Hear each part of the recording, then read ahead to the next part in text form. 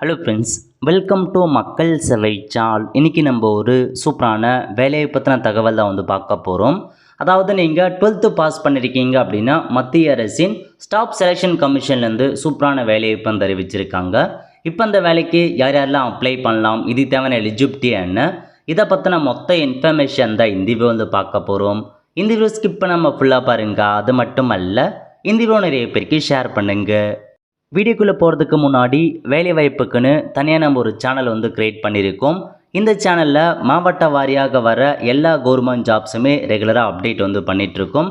இதுக்கான லிங்க்கை நான் டிஸ்கிரிப்ஷன் வந்து கொடுத்துட்றேன். விருப்பம் இருக்கவங்க இந்த சேனலை நீங்கள் சப்ஸ்கிரைப் பண்ணி வச்சுக்கோங்க. ஓகே, இப்போதைக்கு உங்களுக்கு எஸ்எஸ்சி இருக்குது பாருங்கள். ஸ்டாஃப் செலெக்ஷன் கமிஷன்லேருந்து புதிய ஒரு வேலையை வந்து அறிவிச்சிருக்காங்க. என்னமான இது கொடுத்துருக்காங்க அப்படின்னா, ஸ்டெனோகிராஃபர் கிரேட் சி மற்றும் டிக்கான எக்ஸாமினேஷன்ஸ் வந்து அறிவிச்சிருக்காங்க. ஸ்டெனோகிராஃபருக்கான வேலைப்பு தான். இந்த வேலைக்கு எப்போ அப்ளை பண்ணலாம் அப்படின்னா 6/6/2025 26/6/2025 வரைக்கும் ஆன்லைன் மூலமாக அப்ளை பண்ணிக்கோங்க. அதேமாரி ஆன்லைனில் அப்ளை பண்ண சொல்ல ஏதாச்சும் மிஸ்டேக் பண்ணிட்டீங்க அப்படின்னா 1/7/2025 2/7/2025 வரைக்கும் கரெக்ஷன் பண்ணிக்கலாம் அப்படின்றத சொல்லியிருக்காங்க. எக்ஸாம் பொறுத்த வரைக்கும் 6 ஆகஸ்ட்லேருந்து 11 ஆகஸ்ட் வரைக்கும் உங்களுக்கான எக்ஸாம் இருக்க போது. இதாங்க உங்களுக்கான இந்த எக்ஸாம் பற்றின மொத்த ஷெடியூலாக வந்து கொடுத்துருக்காங்க. ஓகே, அடுத்த கட்டமாக இது மத்திய அரசுக்கான குரூப் பி மற்றும் குரூப் சிக்கான ஒரு வேலையை வந்து கொடுத்துருக்காங்க. குரூப் பி குரூப் சிக்கான உதவி தான் நல்ல ஒரு ஜாப் வேக்கன்சி கொடுத்துருக்காங்க. எவ்வளோ வேக்கன்சி கொடுத்துருக்காங்கன்னா டோட்டலாக 261 வேக்கன்சி மட்டும்தான் கொடுத்துருக்காங்க. இந்தியா முழுக்க இந்த வேலைக்கு தாராளமாக நீங்கள் அப்ளை பண்ணலாம். அடுத்த கட்டமாக ஒரு சில இன்ஸ்ட்ரக்ஷன்லாம் கொடுத்துருக்காங்க. இந்த வேலைக்கு வந்து இந்தியாவில் இருக்க எல்லாருமே அப்ளை பண்ணலாம் அப்படின்ற மாரி தான் உங்களுக்கு அறிவிச்சிருக்காங்க. நெக்ஸ்ட்டு ஏஜ் லிமிட் கொடுத்துருக்காங்க பாருங்கள். ஏஜ் லிமிட்டை பொறுத்த வரைக்கும் ஸ்டெனோகிராஃபர் கிரேட் சி பதவிக்கு 18 வயசுலேருந்து 30 வயசுக்குள்ளே இருக்கவங்க அப்ளை பண்ணலாம். அதேமாரி ஸ்டெனோ கிரேட் டி பதவிக்கு வந்து 18 வயசுலேருந்து 27 வயசுக்குள்ளே இருக்கவங்க அப்ளை பண்ணலாம். ஓகே, ஸோ இப்போ உங்களுக்கான ஏஜ் ரிலாக்ஸேஷன் கொடுத்துருக்காங்க பாருங்கள். SC/ST அதிகபட்சமாக 5 இயர் வரையும் எக்ஸ்ட்ராவாக அப்ளை பண்ணலாம். OBC 3 இயர்ஸ் வரைக்கும் எக்ஸ்ட்ராவாக அப்ளை பண்ணலாம். PWD கேட்டகரிக்கு வந்து பார்த்தா ஜென்ரலுக்கு 10 வருஷமும், OBCக்கு 13, SC/STக்கு 15 அந்த மாதிரி கொடுத்துருக்காங்க. ஸோ யார் யாருக்கு என்ன ஏஜ் ரிலாக்ஸேஷன்ஸ் கொடுத்துருக்காங்க அப்படின்னு நீங்கள் செக் பண்ணி பார்த்துக்கோங்க. அதேமாரி சென்ட்ரல் கவர்மெண்ட் எம்ப்ளாயி 40 வயசுக்குள்ளே இருக்கவங்க அப்ளை பண்ணலாம். அந்த மாதிரி நிறையா ஏஜ் ரிலாக்ஸேஷன் அறிவிச்சிருக்காங்க. அதுக்கேற்ற மாதிரி செக் பண்ணி பார்த்துட்டு அப்ளை பண்ணிக்கோங்க. ஓகே, ஸோ அடுத்த கட்டமாக மொத்த இன்ஃபர்மேஷன், இந்த ரிசர்வேஷன் என்ன அதை பற்றி உங்களுக்கு வந்து கொடுத்துருக்காங்க. அதுலேயுமே நீங்கள் தெளிவாக செக் பண்ணி பார்த்துக்கலாம். ஸோ அடுத்த கட்டமாக என்ன சொல்லியிருக்காங்க அப்படின்னா, உங்களுக்கான கல்வி தகுதி தான். கல்வி தகுதி என்ன கொடுத்துருக்காங்க அப்படின்னா, candidate must have passed 12th standard or equivalent examination from a recognized board அப்படின்னு கொடுத்துருக்காங்க. Before the cut off date 1/8/2025 முன்னாடிக்குள்ளே 12th பாஸ் பண்ணியிருக்கீங்க அப்படின்னா அப்ளை பண்ணிக்கோங்க. ஜஸ்ட் நீங்கள் 12ஆம் வகுப்பு பாஸ் பண்ணால் போதுமானது, இந்த வேலைக்கு அப்ளை பண்ணலாம். வேறு எந்த கல்வி தகுதியும் வந்து தேவையில்லைங்க. ஜஸ்ட்டு 12ஆம் வகுப்பு பாஸ் பண்ணாவே இந்த வேலைக்கு அப்ளை பண்ணலாம். ஓகே, எப்படி அப்ளை பண்ணலாம் அப்படின்னா, உங்களுக்கு வெப்சைட் இருக்குது ssc.government.in. இந்த வெப்சைட்டில் போனீங்க அப்படின்னா உங்களுக்கு அப்ளை பண்ணுறதுக்கான ஆப்ஷன்ஸ் கொடுத்துருப்பாங்க. ஸோ இதில் போயிட்டு இது வரைக்கும் பாருங்கள். உங்களுக்கு லாஸ்ட்டாக ஸ்டெனோகிராஃபர் கிரேட் சி டி அந்த எக்ஸாமினேஷன் அதை போய்ட்டு அப்ளை கொடுத்ததுக்கப்புறம் OTR வந்து கேட்கும். ஸோ SSC கண்டிப்பாக நீங்கள் OTR புதுசாக க்ரியேட் பண்ணுற மாதிரி இருக்கும். லாஸ்ட் இயர் வந்து SSC எக்ஸாம் எழுதிருக்கீங்க அப்படின்னா OTR இருக்கும். அதை பேஸ் பண்ணி லாகின் பண்ணி அப்ளை பண்ணிக்கோங்க. அக்கௌண்ட் இல்லாதவங்க கீழே கொடுத்துருக்காங்க பாருங்கள். ரெஜிஸ்டர் நவ் அப்படின்ற ஆப்ஷனை பயன்படுத்தி புதுசாக OTR க்ரியேட் பண்ணிக்கோங்க. OTR எப்படி ஆன்லைன் மூலமாக க்ரியேட் பண்ணுறது கொடுத்து நம்ம சேனலில் வீடியோ போட்டிருக்கோம். அதுக்கான லிங்கை டிஸ்கிரிப்ஷன் வந்து கொடுத்துரு. அந்த வீடியோ பார்த்து OTR க்ரியேட் பண்ணி லாகின் பண்ணி அப்ளை பண்ணிக்கோங்க. அப்ளை பண்ணுறது சிம்பிளாக தான் கொடுத்துருப்பாங்க. ஓகே, ஸோ அடுத்த கட்டமாக வந்து பார்த்தா உங்களுக்கு மற்ற இன்ஃபர்மேஷன்ஸ் பற்றி அறிவிச்சிருக்காங்க பாருங்கள். எக்ஸாம் பேட்டர்ன், உங்களுக்கு எக்ஸாம் எப்படி இருக்கும் அதை பற்றி கொடுத்துருக்காங்க. நெக்ஸ்ட்டு கரெக்ஷன் விண்டோக்கு வந்து பார்த்தா 200 ரூபாய் நீங்கள் பே பண்ணி தான் கரெக்ஷன் பண்ணணும் அப்படின்றதையும் சொல்லியிருக்காங்க. ஓகே, நெக்ஸ்ட்டு எக்ஸாம் சென்டர் கொடுத்துருக்காங்க. யூஸ்வலாக சென்ட்ரல் கவர்மெண்ட்டுக்குலாம் எந்தெந்த எக்ஸாம் சென்டர் ஒதுக்குவாங்களோ அதே எக்ஸாம் சென்டர் தான் கொடுத்துருக்காங்க. தமிழகத்தை பொறுத்த வரைக்கும் சென்னை, கோயம்புத்தூர், மதுரை, சேலம், திருச்சிராப்பள்ளி, திருநெல்வேலி, வெள்ளூர் போன்ற இடங்களில் எக்ஸாம் சென்டர் ஒதுக்கியிருக்காங்க.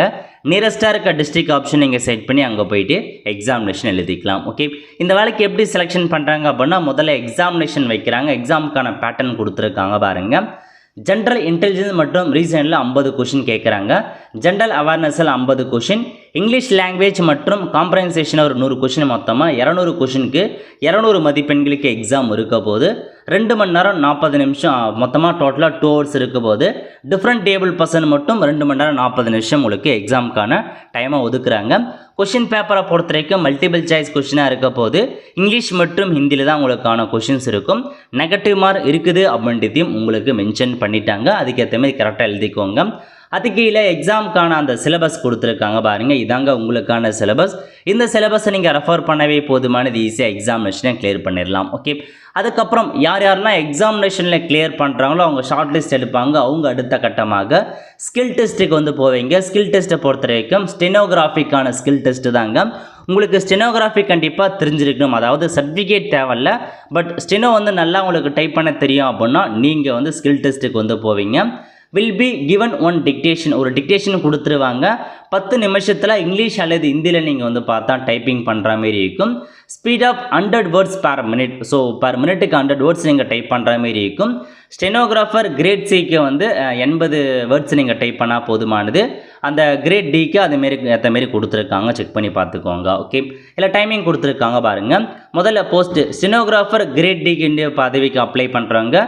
இங்கிலீஷில் 50 டைம், அதாவது மொத்தமாக 50 நிமிஷம் கொடுப்பாங்க. டைம் டியூரேஷன் படி உங்களுக்கு 70 எடுக்கணும் அப்படின்றத சொல்லியிருக்காங்க. அதுக்கப்புறம் ஸ்டெனோகிராஃபர் டியில் ஹிந்தி சைட் பண்ணியிருக்கீங்க அப்படின்னா 65 நிமிஷம் கொடுக்குறாங்க, 90 டைப் பண்ணுற மாரி இருக்கும். அதேமாரி ஸ்டெனோகிராஃபர் சிஏ பொறுத்த வரைக்கும் இங்கிலீஷில் 40 நிமிஷம் டைம் கொடுக்குறாங்க, 55 டிக்டேஷன் அந்த மாதிரி கொடுத்துருக்காங்க. ஸோ இதாங்க உங்களுக்கான ஸ்கில் டெஸ்ட். ஸோ கேண்டிடேட் யாரெல்லாம் வந்து பார்த்தா ஆப்டட் இன் ஹிந்தி எடுக்கிறவங்க will be required to learn stenography அப்படின்றத கொடுத்துருக்காங்க. நீங்கள் ஹிந்தி வந்து பார்த்தா ஸ்டெனோகிராஃபி எடுக்கிறீங்க அப்படின்னா இங்கிலீஷ் ஸ்டெனோகிராஃபி உங்களுக்கு தெரிஞ்சிருக்கணும், அந்த நீங்கள் லேர்ன் பண்ணணும் அப்படின்றதையும் சொல்லியிருக்காங்க.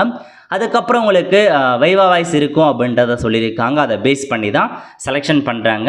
இதுதாங்க உங்களுக்கான செலெக்ஷன் ப்ராசஸ். எக்ஸாம் இருக்க போது, ஸ்கில் டெஸ்ட் இருக்க போது, வைவா வாய்ஸ் இருக்க போது, இதெல்லாம் முடிச்சதுக்கப்புறம் ரிசர்வேஷன் படி எவ்வளோ மதிப்பெண் எடுத்திருக்கீங்களோ உங்களுக்கு போஸ்டிங் வந்து பார்த்தா போடுவாங்க. ஓகே, ஸோ இதான் பேசிக்காக இதில் கொடுத்துருக்க மொத்த இன்ஃபர்மேஷன். அடுத்த கட்டமாக என்னமான டாக்குமெண்ட் தேவைப்படும், போஸ்ட் ப்ரிஃபரன்ஸ் எப்படி செலக்ட் பண்ணலாம் அதை பற்றியும் கொடுத்துருக்காங்க. ஸோ செக் பண்ணி பார்த்துக்கோங்க. நெக்ஸ்ட்டு அதுக்கு கீழே வந்து எப்படி அப்ளை பண்ணலாம் அப்படின்றதுக்கான ஒரு இன்ஃபர்மேஷன்ஸ் கொடுத்துருக்காங்க பாருங்கள்.